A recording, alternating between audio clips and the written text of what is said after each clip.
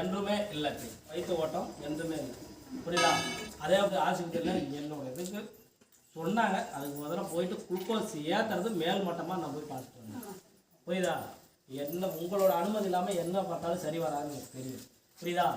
எந்த இது வச்சாலும் உடனே வந்துடுது. புரியுதா?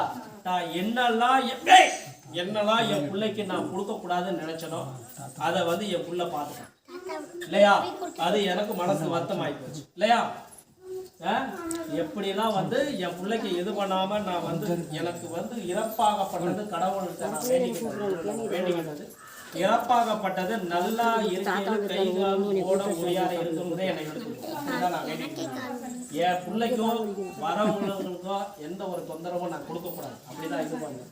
அப்படி இருக்கும் போது சில விஷயங்கள் என் புள்ள பண்ணையில எனக்கு அவ்வளோ ஒரு வேதனை ஆகிப்போச்சு. ஏன் சாமி என்னை இப்படி பண்ற நம்பிதான் சாமி அப்படியெல்லாம் இல்லை. உன் புள்ள உன் மேல பாசமா இருக்குதா எப்படி இருக்குதுன்னு தெரிஞ்சுக்கணுங்கிறது வசனம் தான் ஒரு சின்ன சாம்பிள்.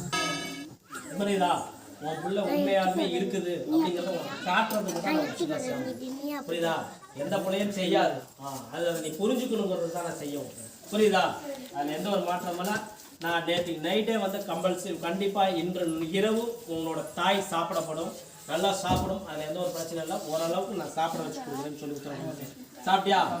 இது பண்ணியா? இருந்தாலும் கொஞ்சம் இப்போ ஒரு மாதிரியா இருக்குது சார் இல்லையா? கொஞ்சம் டயர்டாக இருக்குது, கொஞ்சம் இதாக இருக்குது. இந்த டயர்டை நம்ம இப்போ கிளியர் பண்ணிடுவோம் இல்லையா? பத்தலாம் சரியா? புரியுதா?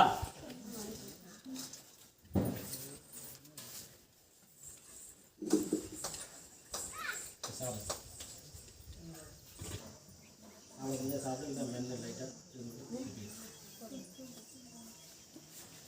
வேலை ஃபுல்லாக வரணும். வருமானம் ஃபுல்லாக வரணும். அன்னைக்கு சொன்னது தான் இன்னைக்கு சொல்கிறது. புரியுதா?